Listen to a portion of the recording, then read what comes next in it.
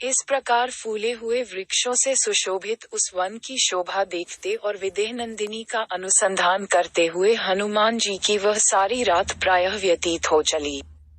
रात्रि जब मात्र एक प्रहर बाकी रही तो रात के उस पिछले प्रहर में 6 अंगों सहित संपूर्ण वेदों के विद्वान तथा श्रेष्ठ यज्ञों द्वारा यजन करने वाले ब्रह्म राक्षसों के घर में वेद पाठ की ध्वनि होने लगी, जिसे हनुमान जी ने सुना। तदंतर मंगल वाद्यों तथा श्रवण सुखद शब्दों द्वारा महाबाहु दशमुख रावण को जगाया गया।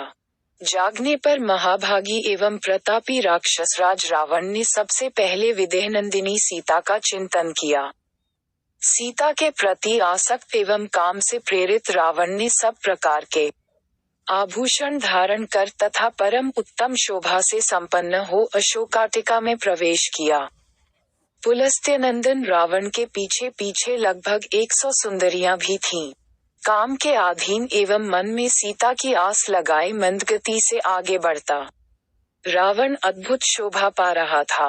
काम, दर्प और मद से युक्त अचिंत्य बल पौरुष से संपन्न रावण के अशोकाटिका के द्वार तक पहुंचने पर कपिव हनुमान जी ने उसे देखा। यद्यपि मतिमह हनुमान जी अत्यंत उग्र तेजस्वी थे, तथापि रावण के तेज से तिरस्कृत से होकर सघन पत्तों में घुसकर छिप गए।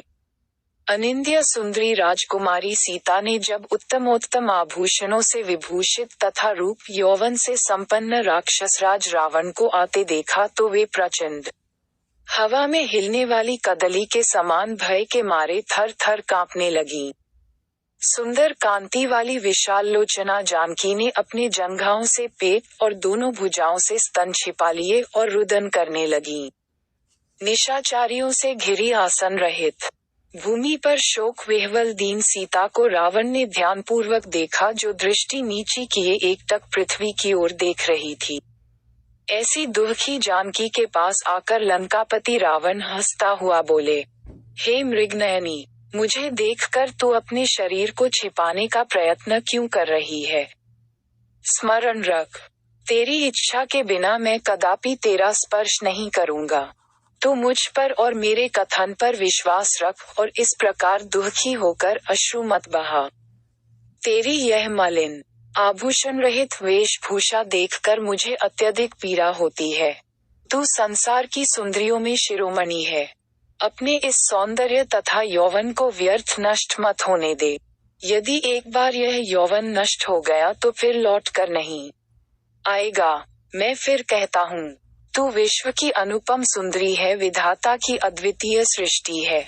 तेरे निर्माण में ब्रह्मा ने अपना सारा कौशल और चतुराई लगा दी। इसीलिए तेरी रचना में उसने किसी प्रकार की कोई कमी नहीं रखी है। तेरे किस किस अंग की मैं सराहना करूं? जिस अंग पर दृष्टि पड़ती है उसी पर अटक कर रह जाती है। मैं तुझे पूरे हृदय से अपनाना चाहता हूँ। मैं तेरे प्रत्येक अंग का रसास्वादन करना चाहता हूँ। इसीलिए तुझसे कहता हूँ, तू राम का मोह छोड़ दे। मैं तुझे अपनी पटरानी बनाऊंगा। मेरी सब रानियां तो तेरी चरणों की दासी बनेंगी ही। मैं भी तेरा दास बनकर रहूंगा। अपने भुजबल से अर्जित संपूर्ण संपत्ति तेरे चरणों में अर्पित कर दूंगा।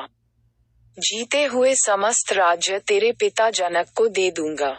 तू वास्तव में इतनी सुंदर है कि तुझे देखकर तो तुझे बनाने वाला स्वयं विधाता कामवश हो जाएगा। मेरी तो बात ही क्या है, इसलिए तू मेरी बात स्वीकार कर ले। राम से भयभीत होने की आवश्यकता कोई नहीं है। संसार में कोई भी मुझसे लोहा नहीं ले सकता। चल, उठकर खड़ी हो जा और सुंदर वस्त्राभूषण धारण करके मेरे साथ रमण कर। हे कल्याणी, चलकर तू मेरे ऐश्वर्य को देख और उस कंगाल वनवासी को भूल जा। तू ही सोच, राम के पास न राज्य है, न धन है, न कोई दास है, न सेना है और न कोई साधन है। फिर यह भी क्या पता है कि वह अभी जीता है या मर गया।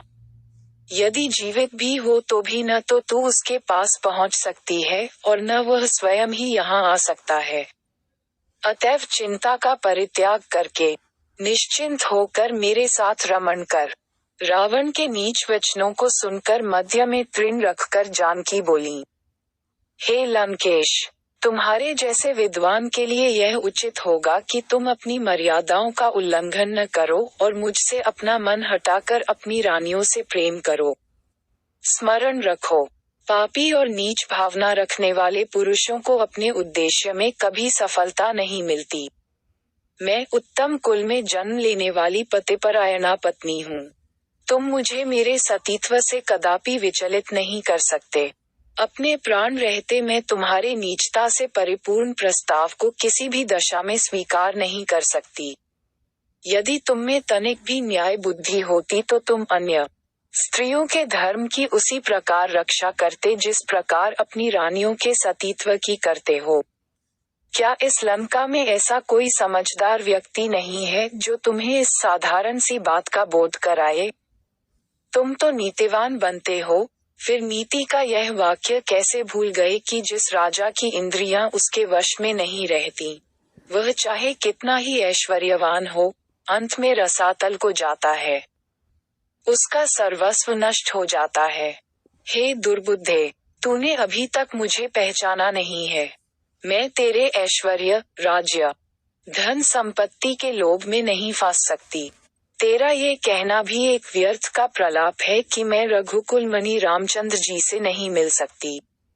अरे मूर्ख, वे तो सदैव मेरे हृदय में निवास करते हैं। मुझे कोई उनसे अलग नहीं कर सकता। मेरा उनका ऐसा अटूट संबंध है जैसा कि सूर्य का उसकी प्रभा से। इसलिए मैं उनकी हूँ और सदा ही उनकी रहूंगी। यदि तू सोच समझ कर ये मान ले कि तूने मेरा अपहरण करके एक भयंकर अपराध किया है और इसलिए मुझे लौटाते हुए तुझे भय लगता है, तो मैं तुझे अभयदान देते हुए वचन देती हूँ कि तू मुझे उनके पास पहुँचा दे। मैं तुझे उनसे क्षमा करा दूंगी। यदि तुम अब भी अपनी हठ पर अड़े रहे तो विश्वास करो कि तुम्हारी मृत्यु निश्चित है और तुम्हें उनके बाणों से कोई नहीं बचा सकता। इसलिए मैं फिर कहती हूँ कि सावधान हो जाओ। अपने साथ लंका और लंकावासियों का नाश मत करो। इसी में तुम्हारा और तुम्हारे राक्षस कुल का कल्याण है। अगर आपको वीडियो अच्छा लगा तो सब्सक्राइब करें और शेयर करें एजुकेशन स्टोरी।